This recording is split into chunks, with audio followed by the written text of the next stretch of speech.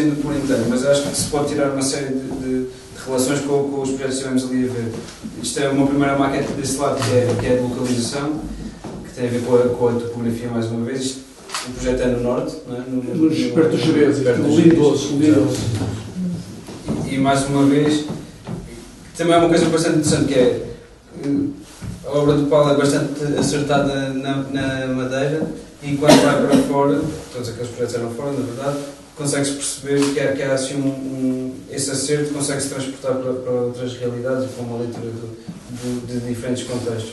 Este é no norte do continente, e mais uma vez há esta leitura da topografia e da sua verticalidade, não é? De dominar os limites do terreno, e havia uma pré-existência que é esta carta, social, uma coisa.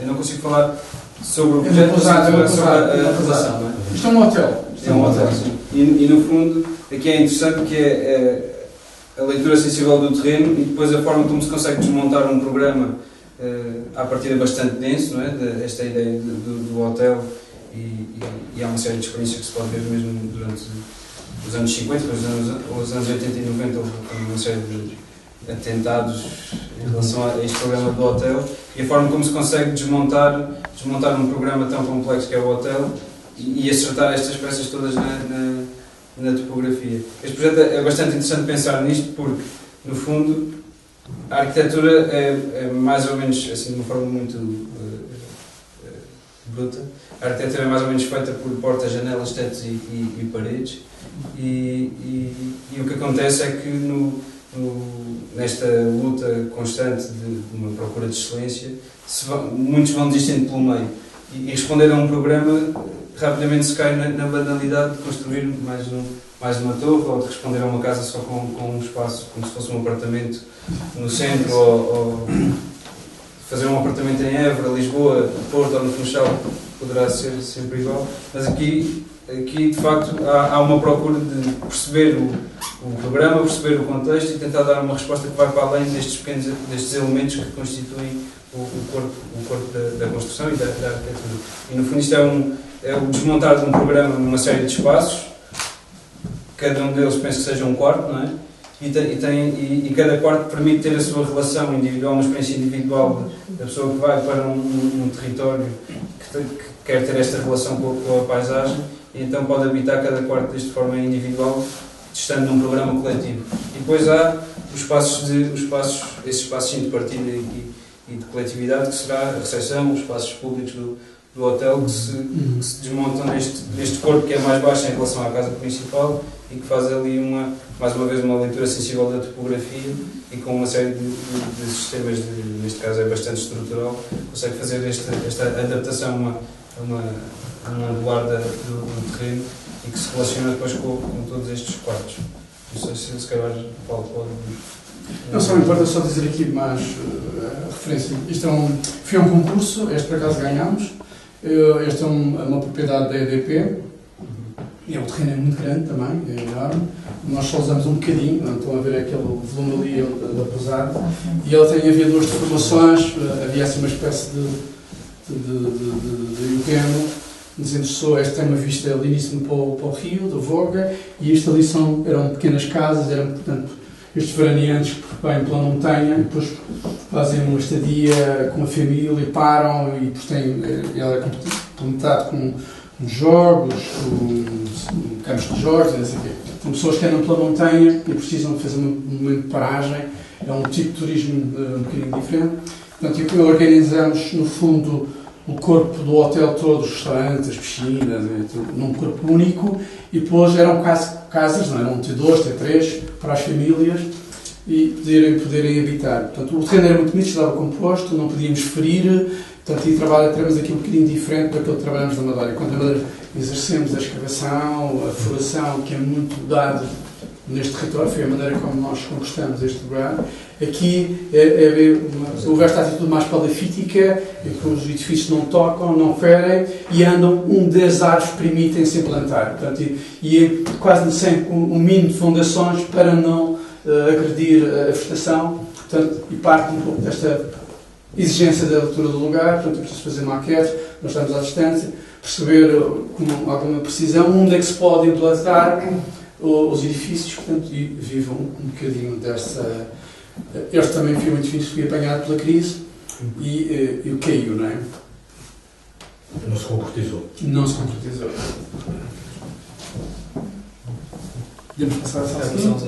De manhã, posso só dizer uma coisa? De manhã tivemos aqui um conjunto de crianças, para a história ensinada da Catarina, uma criança muito pequenina entrou aqui nesta sala e disse: olha ali o aeroporto e aquele é a casa do Pai Natal. A casa do Pai Natal? Isto é uma casa no Caniço, perto dos Reis Magos. Isto é na Fortaleza, no Reduto dos Exatamente. Por acaso, passei lá hoje, estava a olhar para isto, porque estava ainda com a imagem da maquete, e hoje de manhã fui dar um passeio ali e perceber a ruína, que já está ainda mais em ruína neste momento. Sim, já está mais em ruína. Mas é bastante interessante perceber, ver o sítio e olhar para a maquete e perceber que a preocupação, mais uma vez, da representação da topografia e do seu contexto no que pode vir a influenciar o projeto, e depois este cuidado de ser tudo representado em negro, a rocha que está lá, o sítio, é todo negro.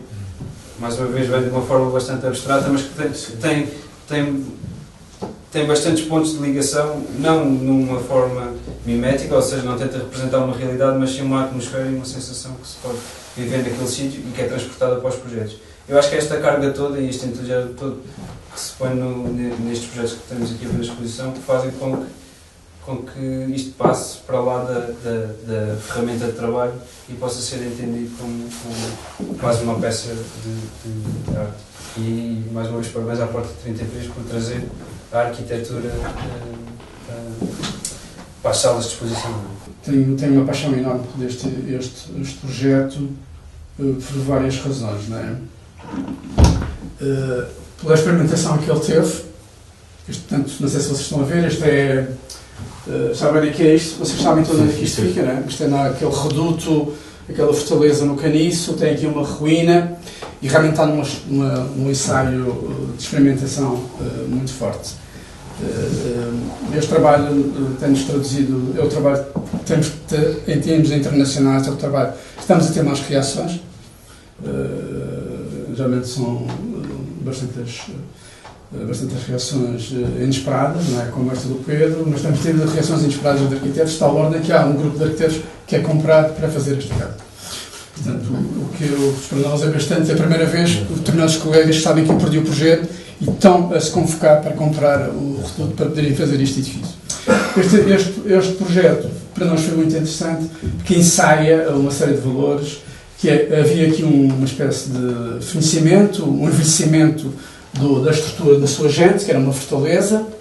Ela nunca conseguiu sofrer uma reabilitação e está no seu fundo outra ruína muito bonita. A gênese deste reduto foi para uma defesa das invasões da linha de costa, que a Madeira sofria através dos piratas, dos corsários, sofria esta invasão, e hoje o que se percebe é neste lugar, o Caniço foi pouco a pouco sofrendo uma arquiteturas desviantes, construções de veraneio que nunca fizeram a leitura do lugar e que nos remetem para uma planificação da estadia, e aqui podemos ensaiar o valor do que é estar nesta rodeza, nesta grande rodeza do linha de costa, do linha de mar, muito intensa. E o projeto procura não tocar na ruína, deixar ela como um grande cenário, como estruturante, uma grande cortina matérica, fazer disso uma celebração e viver do outro edifício, que é uma réplica, digamos, que vem de uma continuidade formal da base, não é? E que remete para uma lógica de bocas de fogo, que era constituída a ruína, com uma série de bocas de fogo para isto. E a ideia era, nós chamamos isto um abrigo, mais do que uma casa, é um abrigo, passou de reduto para abrigo, e é um abrigo que nós chamamos do abrigo do horizonte, que é repentinamente os ensaios sobre o turismo sobre a Madeira estão sempre a ser cada vez mais desviantes do lugar, do território, quase já não se fala do território, nunca está nos slogans dos turísticos as caracterizações territoriais, a configuração territorial deste lugar, e isto era uma espécie de ensaio do lugar em que pudesse perceber o que é a intensidade do mar, as suas movimentações, esta linha do horizonte que aparece e desaparece, e perceber simultaneamente os tempos e a cronologia da origem vulcânica. Isto é um lençol de lava, nós gostamos muito, que está pouco a pouco a desaparecer, vai sendo cada vez mais subvertido, alcatifado pelas intervenções desentendidas do turismo, e nós estamos cada vez mais a perder uma identidade. E como é que esta pudesse ser um ensaio, como é que esta casa podia ser um ensaio de reescrever o valor do habitar neste lugar, através de uma fortaleza que para nós tornou-nos bastante interessante, e era reescrever uma nova fortaleza dos dias de hoje e poder ensaiar um modelo de estadia completamente diferenciado, em que se pudesse única e exclusivamente ensaiar as sensações do lugar. Curiosamente, ela fecha-se para isto, não é? Porque hoje a invasão está aqui. Antigamente os piratas vinham daqui, mas hoje os piratas estão aqui, neste lugar, nestes hotéis e não sei o quê.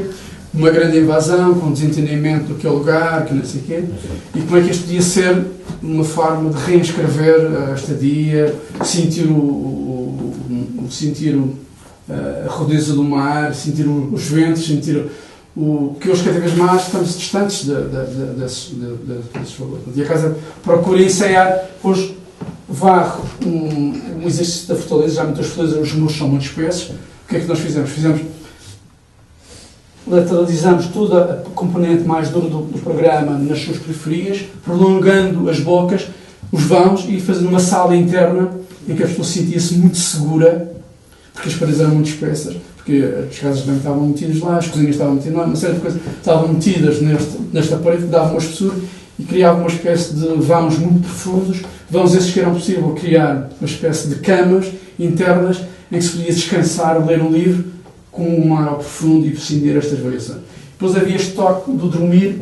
Isto funcionava como um barco em que você está no deck, presencia o mar o dia todo e depois desce para o convés e se percebe a ruína, a dureza, e depois dorme nos sítios mais transparentes e depois que eram protegidos com uma cortina, e neste sítio depois havia uma espécie de alagamento de cinza vulcânica no chão, em que depois era muito trabalhado os sons, a acústica. Aqui interessava-nos muito trabalhar a acústica. É muito bonito quem vive ao pé do mar sentir o sonido do oceano e simultaneamente sentir os passos do homem. Portanto, trabalhava um pouco esta lógica da acústica, dos sons e o habitar, e perceber novamente que há valores que nós temos extraordinários na ilha e que podiam ser muito mais explorados e muito mais o lado sensorial. Quem conhece e vivencia esse espaço é um espaço mágico, porque a ruína tem sido sempre, aliás, a ruína tem sempre este encantamento, não é? Sim, claro. Tem sempre esta sedução, mas o próprio espaço e a relação com o ruído do mar e aquela com o vento, que é uma zona ventosa, mas que é agradavelmente ventosa. Portanto, quando nós estamos ali sentimos a força da natureza. Sim. E depois, mas era isso que nós queríamos. Era isso que nós queríamos, era sentir a força da natureza. Sentimos os hotéis hoje você está... Sim, é fechado. Está tudo dentro de uma caixa. De uma mancha. Você está caixa. E esta é uma telemóvel para saber a temperatura, não é? O resto está tudo protegido. Mas esta é uma zona realmente verdadeiramente extraordinária, porque a própria elevação que tem em relação à linha do mar, e depois o vento, que se faz sempre sentir em sentidos contrários, e depois tem o mar é sempre audível deste espaço. E é também um espaço interessante porque neste momento, independentemente daquilo que se vai ou não construir ao lado, que está realmente com uma dimensão inferior àquela que estava prevista, de qualquer maneira esta zona é uma zona que neste momento há muita gente que circula, e isso é muito bom em termos de vivenciar. Portanto, as pessoas vão passear, vão conversar, e isso também dá a esta zona que esteve durante muito tempo muito morta. Muito morta, muito abandonada, completamente abandonada. Mas agora está vivida. E isso acho que ainda torna mais sedutor o próprio espaço. Agora é realmente encantadora esta ligação histórica da antiga defesa, com a outra defesa habitacional, quer dizer. Bom, há uns tempos de ataque diferenciados, não é? É bastante poético, não é? A relação destas formas é profundamente poética. Que é esta ideia destas obras serem feitas num certo limite e num risco. Um risco que não tem a ver, um limite e um risco que não tem a ver com uma coisa só física, mas tem a ver com a experiência do habitar ser levado a um certo limite. E esta casa é bastante interessante porque, no fundo, isto é uma casa na Calheta, não é? Mais uma vez junto à encosta, que lida outra vez com esta coisa, com esta relação bastante forte que é o plano do mar, que apesar de transmitir uma certa calma e ser plano, é uma coisa bastante rude e que vai bater contra a encosta, e esta encosta que vai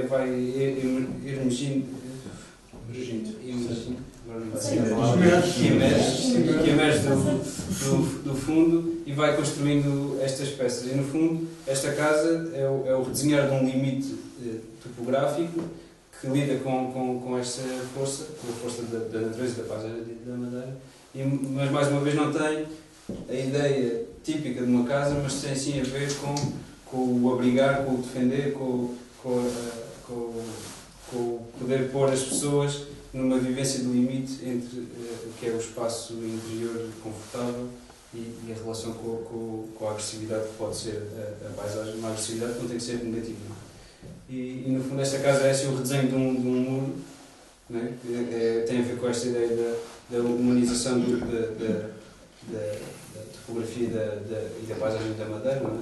Mesmo aqui na zona da Calheta, depois ali já com o caso das mudas, quando se observa aqueles terrenos são todos bastante humanizados e foram sendo todos transformados com uma série de plataformas que permitem o cultivo, que permitem pôr as pessoas a caminhar nesta topografia e que permitem estar neste limite da topografia do mar.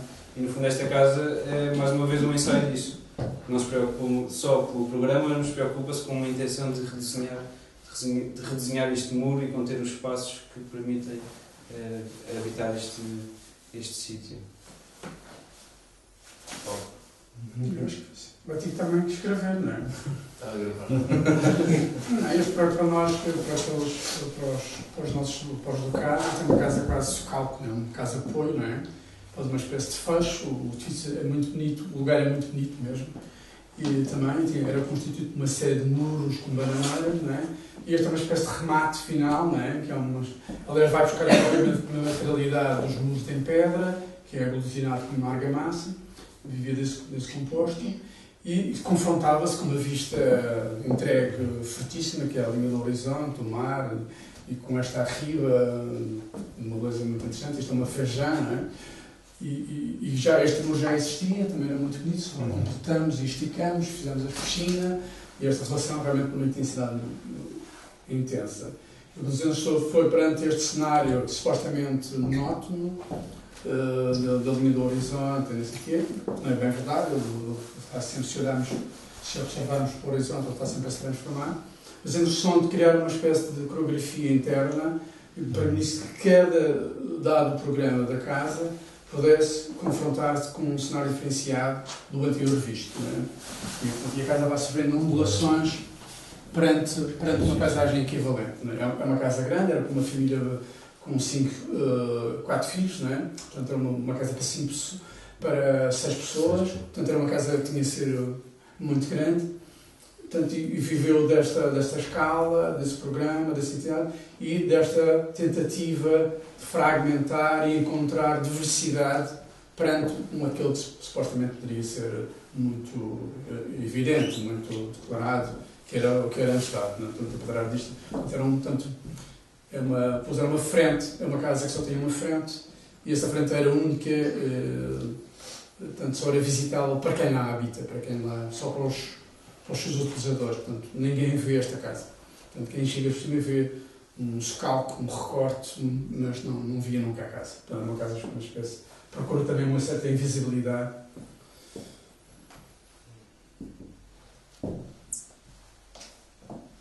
Tem questões?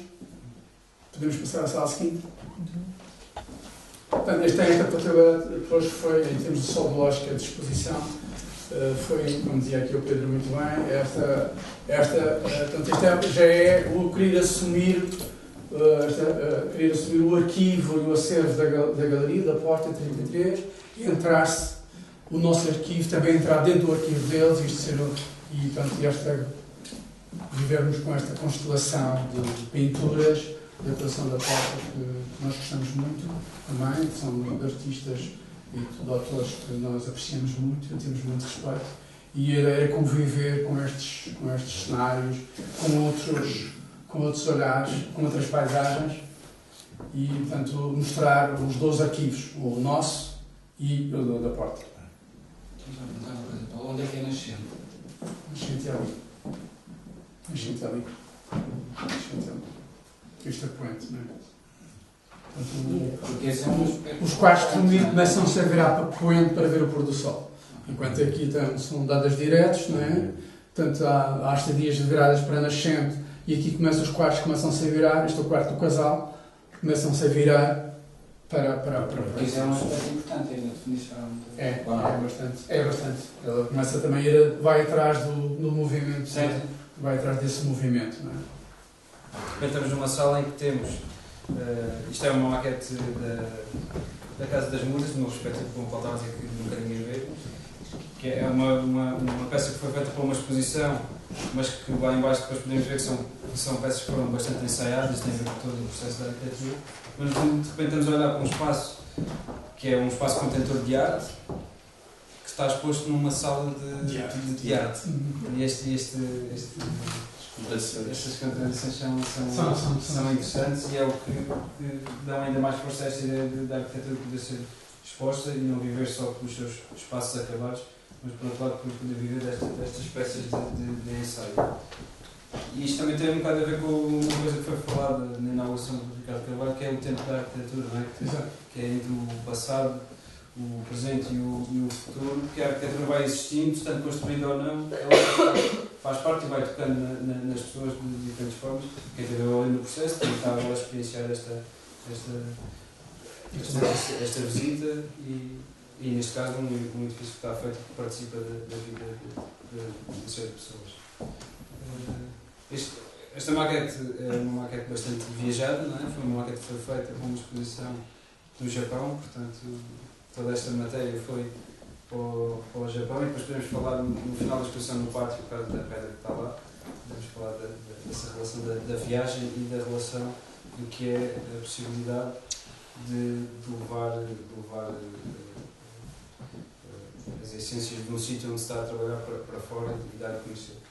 Que no fundo é o que esta obra faz, não é? Esta obra, uma vez acho que em conversa com o Paulo ele disse que foi o melhor e o pior que aconteceu, porque foi o melhor porque no fundo foi uma obra que mostrou, que deu bastante visibilidade ao trabalho do ateliê.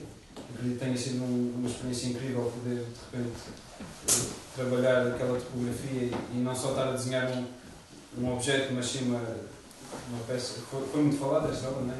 É um texto que diz que isto é uma peça que completa aquela paisagem, que é, e o João Favila dizia que é uma obra que já lá existia há mil anos, só que ninguém estava a ver, e no fundo foi pôr em evidência esse espaço de arte que já lá existia e que agora pode ser visitado. O que é interessante desta maqueta é, de facto, a exploração que pode haver e que define bastante as obras todas que temos estado a ver, que tem a ver com a forma como a luz entra no espaço e a preocupação que há de haver este balanço entre os espaços que contêm, os espaços vazios, no fundo, os espaços que contêm ar que permitem as pessoas entrar, e os outros espaços que não são espaços visitáveis, mas no fundo na maqueta até se percebe que funcionam mesmo como espaços, que são espaços que são cheios de matéria e que têm a ver com a constituição do corpo daquela encosta. Isto é na Calheta, perto estamos mais ou menos a falar da mesma relação com a paisagem. E é interessante ver esta relação entre um projeto que é uma casa, um programa mais simples no ponto de vista das pessoas que intervêm no espaço, e este projeto que é uma casa de arte com uma dimensão muito maior, mas tem quase um grau de relação com a paisagem a nível de dimensão e de força idênticos. São dois programas muito distintos, mas que se relacionam, que têm uma força muito grande com o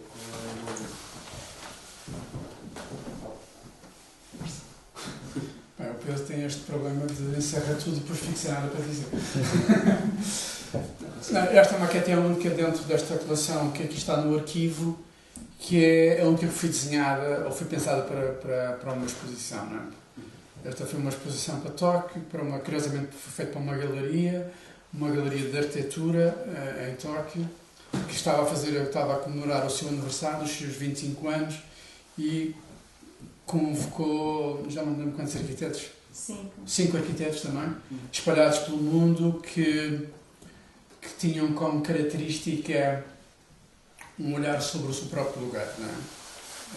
Foram escolhidos 5 arquitetos, porque nós temos o prazer de ser selecionados, e o que nós tentamos fazer foi, durante esta exigência dos arquitetos que trabalham sobre, como motivo, o seu lugar, e é interessante entrar aqui na sala, nesta lógica, como o Paulo estava a dizer, do arquivo, não é? Da continuação do arquivo, da visita do arquivo, e da relação entre o arquivo das maquetes do ateliê e o arquivo da Porta 33. A maquete, de facto, é bastante interessante porque não se percebe bem o que é. Isto é a estrutura de uma maquete, não é? De um abrigo, que vamos falar ali em baixo. Mas é interessante quando se entrar aqui na sala, é um bocado o que eu estava a dizer, que é, de repente não se percebe onde é que está a maquete. Parece que ela está no seu sítio, funciona como uma escultura, mas está no seu sítio ideal na exposição, porque faz parte de uma estrutura da maquete. Estamos em relação à estrutura a estrutura também do arquivo, onde se percebe os livros, ainda tem algumas obras de arte. E era mais passar por aqui só para introduzir o tema deste projeto, que depois é um dos primeiros que estão lá em baixo. Bom, isto não é a última sala é no jardim, mas aqui é, como estávamos a comentar, aqui é que se vê mesmo a questão do arquivo, mesmo arquivo. Aqui na parede está um painel de catalogação das obras, e tem a ver com esta ideia do arquivo, não é? De uma certa persistência de ter tudo organizado, catalogado, e é esta metodologia que permite depois estas coisas acontecerem, exposições, ou mesmo as peças irem perdurando no tempo, quando muitas vezes são obras que não são construídas e que a única forma de chegar a elas são. Para nós esta sala é se calhar são os projetos mais antigos, nem todos, por acaso os últimos são os mais recentes, mas pronto, começam assim dos mais antigos para os mais recentes, e retomando um bocado aquela conversa inicial, estes eram os projetos que estavam, os poucos projetos que se encontravam publicados nestas revistas, e vê-los ao vivo é bastante interessante. E aqui está um bocado o que é o DNA do ateliê, e é esta ideia de ser um trabalho coletivo, não é? Também há um tema bastante interessante na obra do ateliê do Paulo David, que é de repente estar a trabalhar na Ilha da Madeira, como se, assim, um bocado numa porção de terra no meio do Oceano Atlântico, e estar a trabalhar de repente daqui para fora, tanto em projetos como em exposições, e estar a operar sobre estes temas todos recorrentes do que é habitar no território da Madeira. E estes temas são todos partilhados, apesar de parecer um processo bastante solitário. De repente há uma série de pessoas que partilham estes temas, e estão aqui todos, e são pessoas que são da Itália, da Alemanha, da Venezuela, de Portugal, do Chile. Há assim uma série de russos, árabes, exato. Há assim uma série de pessoas que vêm de fora, e é interessante perceber que de repente no meio do Oceano Atlântico há uma pessoa que convoca estas pessoas todas a virem cá, e vêm cá por causa da obra que se está a desenvolver no ateliê. E isto mostra bastante esta coisa que estamos a falar, que é um processo coletivo e de discussão. E para nós os três que viemos para cá a convite do Paulo, uma das coisas que discutimos muito é isso, é de repente parecer que estamos a trabalhar num sítio muito distante da massa crítica que existe no continente, mas essa distância abre assim uma espécie de perspectiva e dá um certo tempo para estudar todos os temas inerentes ao projeto, e é de louvar este caminho que se tem estado a fazer, afastado assim dos grandes centros, e poder elevar o grau de qualidade das obras que têm estado a desenvolver no ateliê do Paulo David. Portanto, como estava a dizer, isto é mesmo o arquivo, e é interessante perceber que foram desenhados os expositores, apesar de isto não é toda a exposição não é uma exposição convencional, mas é pensada mesmo nesta lógica de arquivo, e mais uma vez a falar da tentativa e erro e da procura destas peças físicas que se vão contrapondo com os desenhos e que falam destes temas da Ilha da Madeira, que é a topografia, a relação com o plano horizontal do oceano, as peças que vão surgindo quase como peças que estão a completar esta topografia, isto é uma pequena maquete que eu no meu segundo ano do curso de arquitetura via bastantes vezes, que é as grutas de São Vicente. E é muito interessante, esta maquete é muito interessante, a forma como ela é construída como maquete, como peça, e a forma como foi traduzido o próprio projeto. Isto é muito utilizado mesmo nas escolas de arquitetura. Nós tivemos a experiência, depois de acabar o curso, continuar ligados à universidade durante 3 anos como docentes, e utilizávamos muito estas maquetes do Paulo David para mostrar aos alunos esta relação íntima que havia entre poder operar num território e estas peças poderem fazer parte do território. Então a construção da maquete de uma forma vertical, com uma série de camadas geológicas, mas postas na vertical, e que a certo momento, com a operação com o desenho da arquitetura, vão aparecendo novas formas que vão permitir ter espaço e pôr as pessoas lá dentro a habitar e a ver este espaço. Estas maquetes são muito interessantes por isso, são maquetes negras que têm a ver com a matéria que constitui a ilha do basalto, e que aos poucos se vão transformando, e automaticamente esta matéria da ilha vai influenciando o projeto, e o projeto ganha a sua vida própria, e não há uma necessidade de escolher um material a gosto, mas é um material quase que está ditado pelo sítio. Esta é uma maquete muito interessante. Esta é outra maquete que eu nunca tinha visto quando andávamos a analisar esta peça, e tem a ver com o vazio que há dentro da topografia e da montanha. É uma maquete com negativo não, no fundo é positivo, das grutas. Podemos, se calhar, fazer assim uma leitura. Estas maquetes aqui, para nós, pessoalmente, é um dos projetos que mais gostamos, apesar daquela no caniço ser uma obra que tem muita visibilidade. Esta maquete para nós é uma obra muito grande, porque é um projeto muito pequeno, mas que tem uma procura no desenho e propõe uma forma de habitar que achamos nós que tem muito a ver com a ilha. Isto era um pequeno abrigo para o Pico do Arieiro, penso eu. E é interessante perceber que é um pequeno espaço de abrigo, com uma dimensão muito reduzida, mas que evoca uma série de características da ilha, não é? A construção de uma encosta e a relação com uma paisagem bastante forte, e depois ainda esta ideia bastante romântica de depois ter umas escadas que têm a ver com o que se falava ali em cima daquele acesso à cobertura que há muito aqui na Madeira, não é? Subir e depois ter assim uma pequena varanda que consegue contemplar toda a paisagem. Eu lembro-me que naquela visita que a Ana Pedro fez ao ateliê do Paulo David antes de nos conhecermos, ela voltou e falava desta maquete, e nunca a tinha visto, porque há muito poucas coisas publicadas disto, penso eu, e imaginava pela descrição da Ana Pedro, e de facto é uma obra que nos marcou e que pensamos bastante. Outra obra que marcou também é esta aqui em baixo, que foi para o Chile, que tem a ver, que acho que é uma peça que também demonstra esta importância do que se está a fazer aqui na Madeira em relação ao exterior. De repente são também meio dúzia de arquitetos que são convidados, de todo o mundo são convidados a intervir no Chile, espanhóis, da Índia, há assim uma série de arquitetos que são convidados para intervir no Chile após uma catástrofe, penso eu, que também foi uma catástrofe.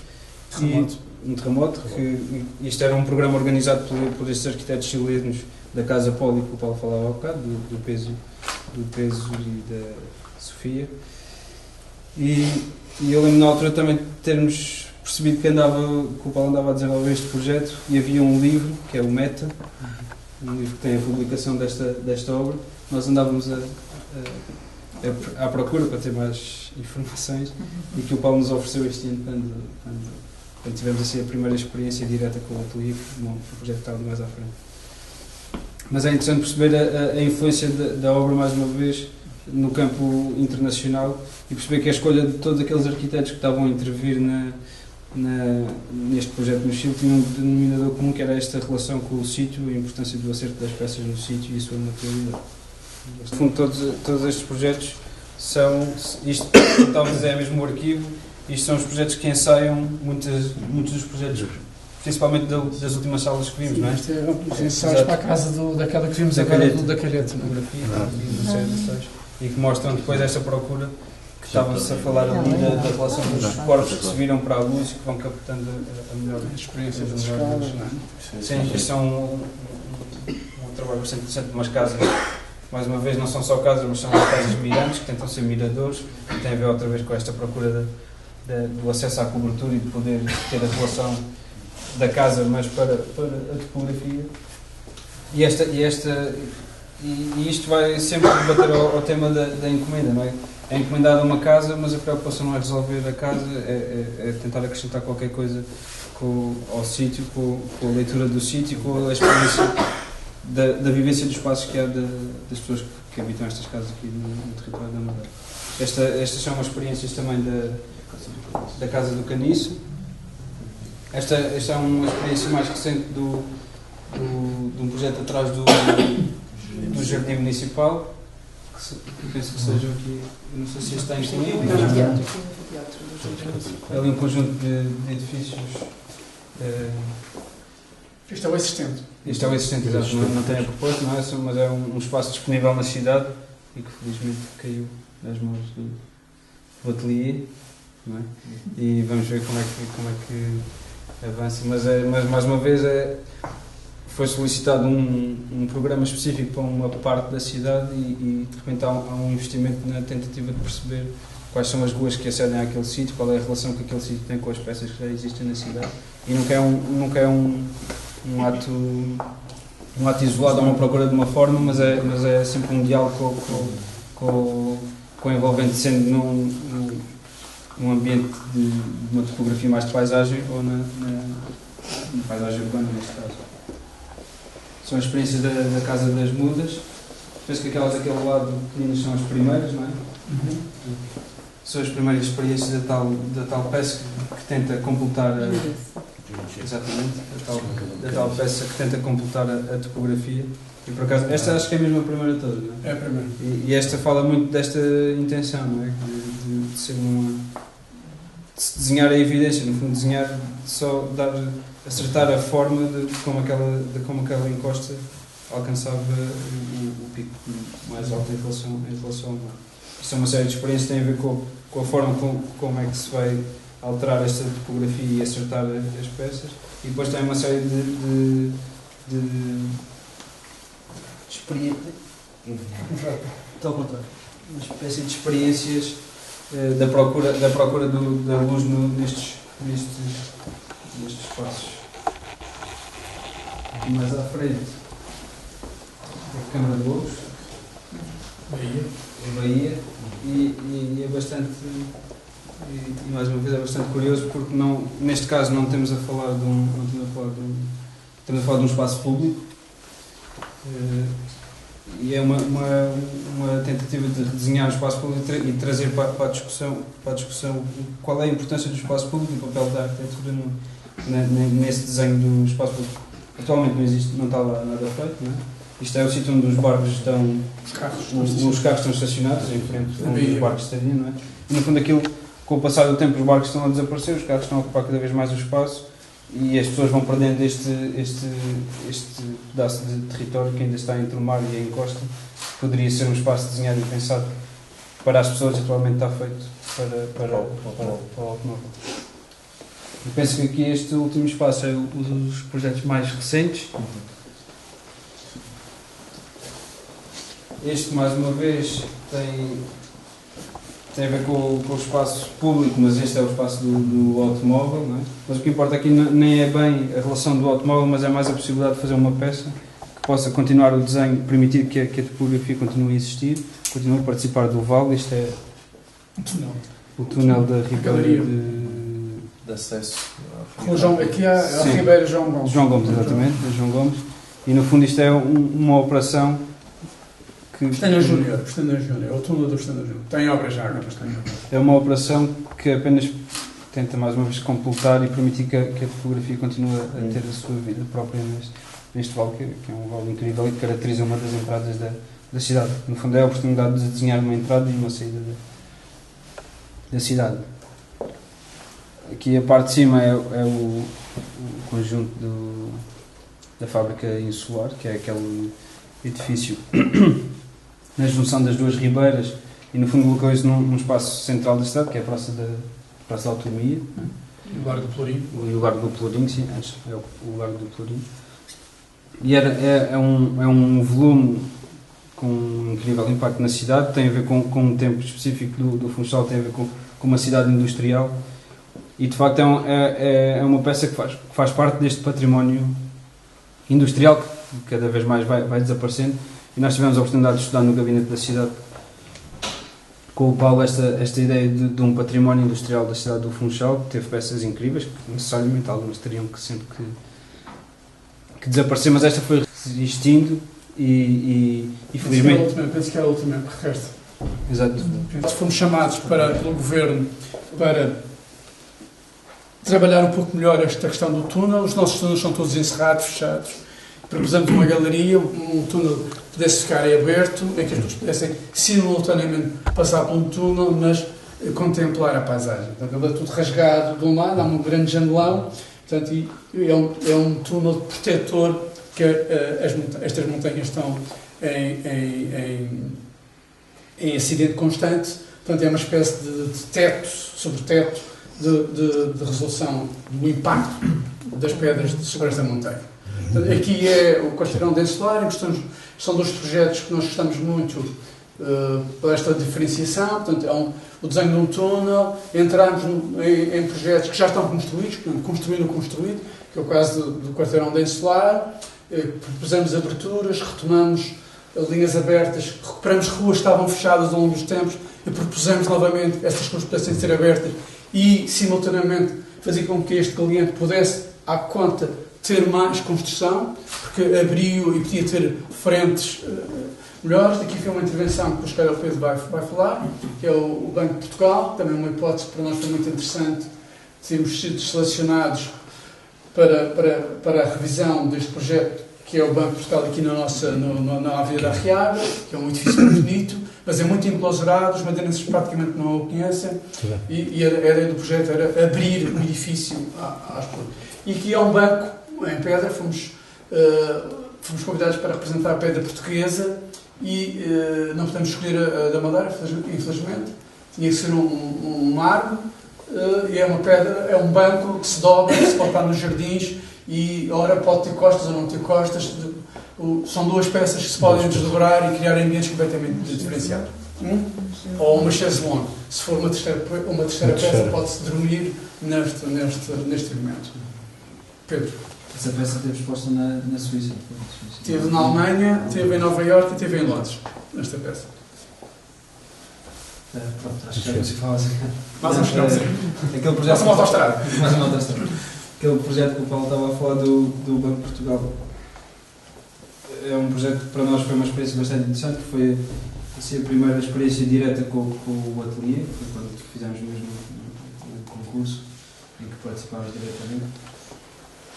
E é um projeto bastante interessante porque de repente era como o Paulo estava a dizer, era um edifício com uma certa importância na cidade, a sua própria localização, a relação com a serra, a relação com a praça. E depois era um edifício que já tinha sido feito por um arquiteto, que é o Edmundo Tavares. É um edifício que tem vindo a sofrer com a evolução da própria relação da produção do dinheiro. Da produção do dinheiro, da relação que há com o dinheiro, não é? Nós tivemos a oportunidade de visitar o edifício todo, incluindo ir à Casa Forte, não é? E de repente perceber que o dinheiro era uma coisa bastante física, que tinha a ver com a produção das moedas, depois passa a ser uma coisa mais de papel e depois podemos imaginar que isto de repente passa a ser tudo quase digital.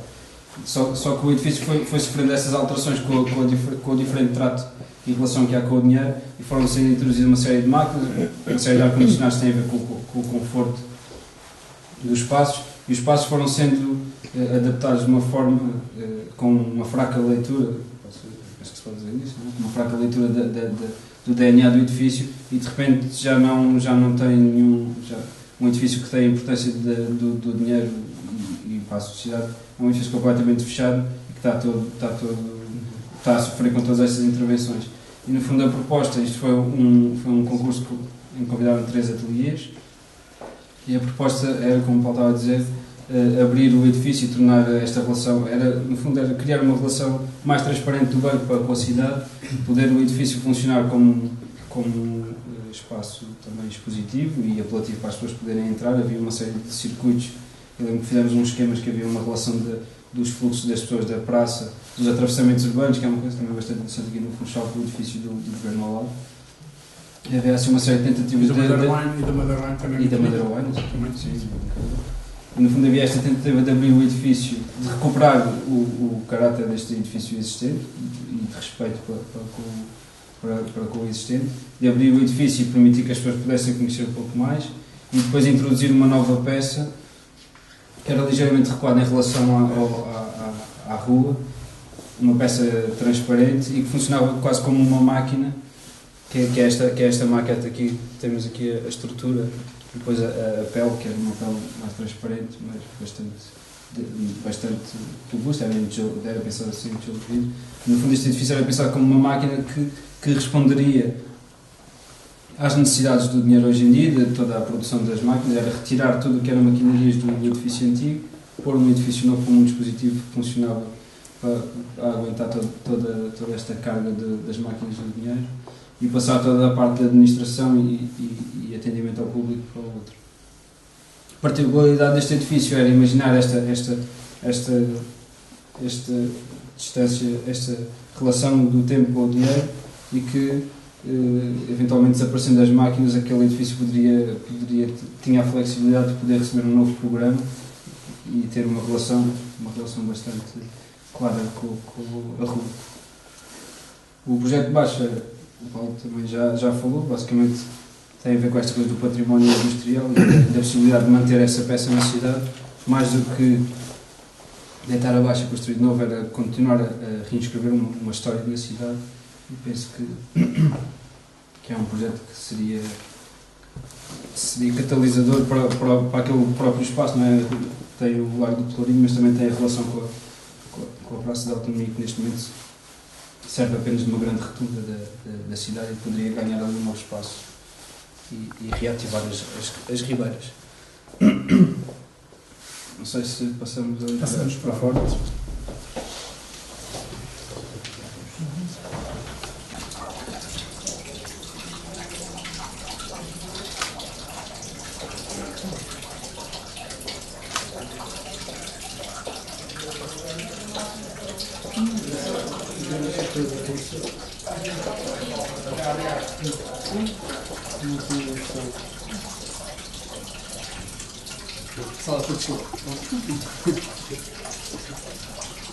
Bom, nós queríamos acabar a visita aqui junto a esta pedra que já foi falada. De um lado porque a última visita acho que começou aqui, pelo que percebemos, e nós faria sentido agora acabar aqui.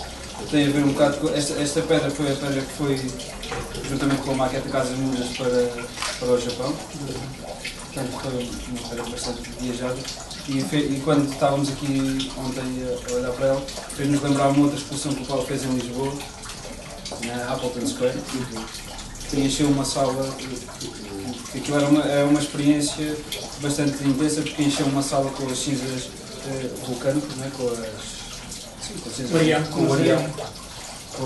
E a experiência era uma experiência de caminhar, portanto era mais do que uma coisa visual, era uma coisa de sensação, era a experiência de caminhar, do som, do ambiente, e depois era assim uma mesa muito comprida com uma série de fotografias, uma série de elementos da arquitetura tradicional madeirense. E depois quando chegamos aqui tem a pedra, que também mais uma vez, né, com a mesma atitude, vai lá fora viajar e o Paulo leva um bocado da matéria que constitui ou que faz de base de toda a obra para fora e leva um bocado da madeira de repente até ao Japão e agora volta ao seu lugar. E é bastante interessante ver a pedra, porque é uma pedra que tem dois espaços escavados.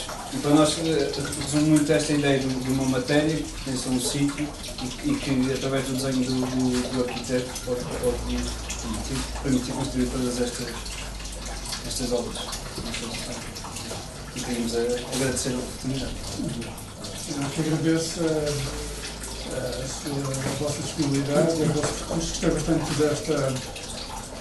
desta forma de ver para mim foi surpreendente, porque trouxe-me uma frescura e quero agradecer a presença de todos. Não sei se alguém quer comentar, se quer provocar.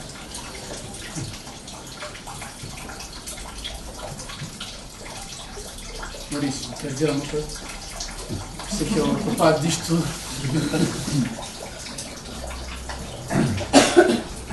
Olha, para além dos agradecimentos sinceros, mas da praxe,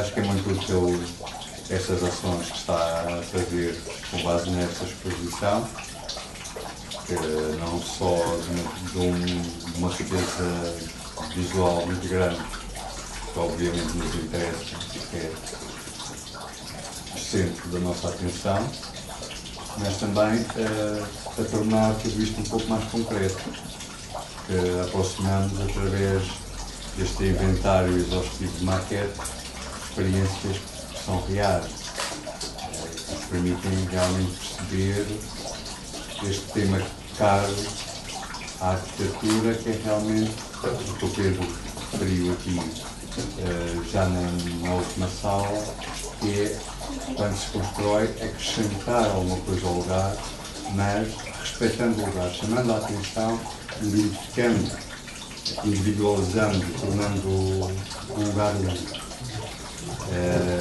E pronto, acho que depois desta belíssima visita guiada, acho que somos realmente agradecer e um boa noite a todos, não é?